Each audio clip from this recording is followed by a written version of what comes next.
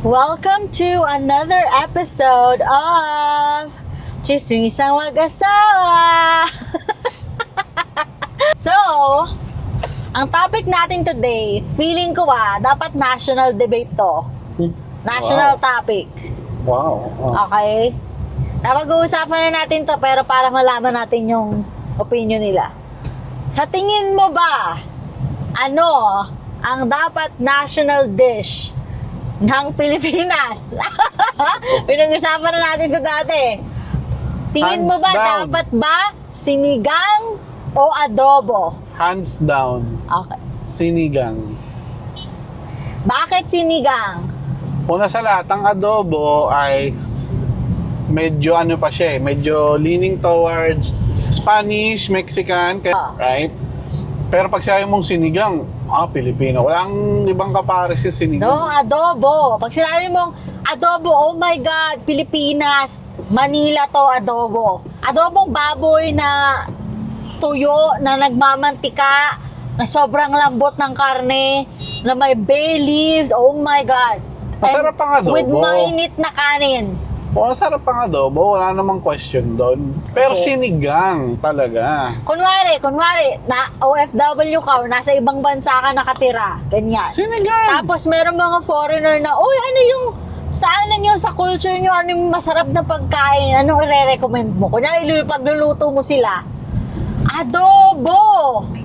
OMG! Ang adobo, hindi naman sa kinukutya ko, napaka-simple, masarap. Ayun na nga adobo, Exactly, simple, pero masarap. kung maghahanda ka sa mga OFW, foreigner, sinigang. No, kunwari, yung feeling ko magugustuhan din ng mga foreigner yung adobo talaga. Kasi ang sarap talaga ng pag kinain mo with mainit na Lahat kanin. naman magugustuhan eh. Sinigang, hindi lahat ng tao gustong maasim. Sinigang, masarap. Hindi. So, sa ating dalawa, ako kasi adobo para sa akin. So, sa'yo, sinigang ka talaga. Bukod, Sinigang. sige, pag tinanggal natin sa option, yung sinigang at adobo, ano Ooh, dapat ang wow. national dish ng Pilipinas? Kasi nag-aaway tayo sa sinigang adobo eh. Hintayin na lang natin yung mga At ang favorite mo? Sipo egg. Ayoko ng Mixed sipo vegetable. egg. Hindi siya. Wala sa option yung sipo egg. Hindi. Ayoko nun. Tingin mo, kung tatanggalin yung adobo at sinigang sa listahan, ano dapat ang national dish? Ano yung second national dish? kasi wala tayong mapagdesisyonan kung adobo or sinigang. Kare-kare. Kare-kare. That's a Filipino dish, Kare-kare talaga. From what? Pampanga? Ay, I don't know. Basta kare-kare.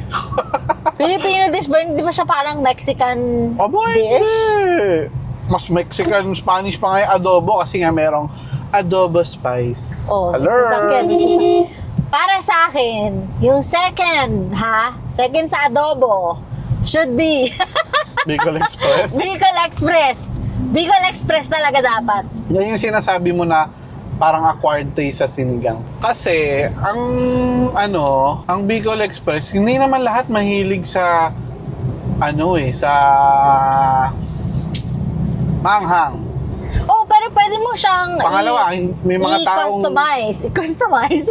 may mga taong lactose intolerant. So, hindi rin sila pwede ng wait, yung gata considered ba yun? Basta I don't know, may mga tao Pero na marami ding ayaw taong din ng allergy gata. sa nuts, peanut. Ikaw nga, di mo alam kung saan lugar galing yung kare-kare eh. Eto, Bicol Express, sa Pilipinas talaga siya. Pilipinas lang meron. Ang kare-kare sa Pilipinas yun, hindi ko lang alam kung saan. Saan lugar sa Pilipinas? Sa piling ko Pampanga, di ba? May escabeche ba? Ay, hindi. Pampanga is Parang sisig. ganun din yun eh. Pampanga is sisig, right? Isipin natin kung saan lugar galing yung kare-kare. Pero para sa akin na Bicol Express, sa Pilipinas lang meron ito, Bicol Express. Hindi natin yung sa masarap na as in yung in general, di lang sa masarap, in general na, sa Pilipinas lang to. Hindi. O parang kimchi, sa Korea lang yon. Oh. Ano ba? Wala na siyang mapanlaban. Pwede, sisig. Pwede. Sisig is good. Pwede, sisig. Right. Oh. Pero maraming ng sisig. Pero maraming yung luto sisig ang kasi, yun nga, gaya ng sabi mo, walang distinct na lasa eh. So, walang, Kasi meron bang sisig Identifier. na may mayonnaise? kasi iba-ibang timpla eh. Iba-ibang timpla. Pero ang adobo, kahit lagyan mo ng sili, lagyan mo ng patatas or what, Adobo pa din. is adobo. Sa adobo! Oh my God! Sa adobo! Teka lang, ang sinigang ganun din. Depende sa asim. Oh, iba-ibang sinigang. Depende sa atin, regardless kung maasim o hindi. So, pag hindi ganun maasim, hindi ito sinigang. Hindi. Ano to, panis lang, ganun, kaya maasim. Baka, pwede. Hindi. Sige, so parang dapat pipili tayo ng yung unique lang na adobo lang to kasi kahit anong halo mo, adobo pa din. Or parang sinigang, kahit anong halo mong So, gulay, sana sinigang pa din. sabihin, panghanda menudo, pero medyo Spanish yun. Menudo is, Mexican parang, Mexican parang din. ganun, Spanish, Ang menudo eh. So hindi rin mga mechado, wala yung mga owe kasi Mechado, menudo, parang mechado. inadapt lang ata yun.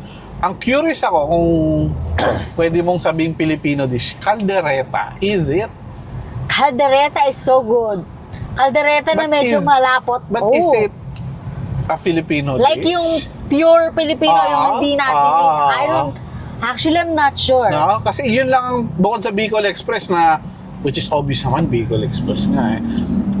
Parang yung pag siya mong Caldereta, parang, Caldereta, Pinoy. Actually, pwede rin caldereta. Feeling ko, caldereta. Pero hindi ba siya parang Spanish? Kung may caldereta? influence ba siya? Hindi siya yung pure not sure. sa Pilipinas talaga to galing. Hindi ko lang sure kung ano. Kasi yung adobo, sinigang sa Pilipinas lang ata talaga yan eh. Kung sure na Pilipino lang, 100% Filipino dish lang siya pwede mag-compete. Ang alin? Caldereta. Caldereta. Hindi Bicol Express? Bicol Express! Personal taste mo na yun. Hindi lahat ng tao mahilig sa Oo nga, gata. meron po ko doon. Bicol Express. Kasi nga from the word itself na Bicol, di sa Pilipinas lang talaga. So, pwede talaga siyang national dish kung wala sa option yung sinigang at adobo. By your argument, ang Loming Batangas is pwede. Oo! No, dapat it embodies Filipino, not just Bicol kasi Ay, hindi nga tayo sure kung yung caldereta, pure kaya nga nag-iisip Filipino, tayo. ano siya eh. Hindi pwede yan kasi pag sinabi mong kunwari, Batangas Lomi, pwede national dish or Oo. hindi, Batangas nga lang. Pwede mo ba sabihin na pansit Malabon is sa Pilipino lang No, yun? hindi, kasi merong ibang pansit sa ibang bansa. Saka yung ganong luto, hindi naman siya 100% na taga Malabon lang. May something lang na twist kumpara sa palabok. Okay, so sa ulam sa atin, ang top 2 na dapat pagpipilian lang ay Top 1 ko sinigang ay adobo. Sinigang adobo lang talaga. Pero ang second natin ay lilista sa option para sa akin, Ako ang second Bicol ko, Express. caldereta. Okay. Kung Sarap. 100% man. Masarap nung actually masarap yung caldereta na malapot. Tapos May buto-buto. pampiesta. Tapos nakailang init na tapos mainit na kanin Hindi na may ko- patis. Oh my gosh, ang sarap. Ang counter argument, hindi buto-buto pero ma-juicy, medyo may konting litid-litid. Pwede. Pero gusto ko sa caldereta yung buto-buto eh. Sarap. Ang conclusion ng usapan na to, para sa ating dalawa, magkaiba tayo ng opinion. So, kailangan, tito, walang tamang answer kasi Divided ang buong bansa. Divided ang buong bansa.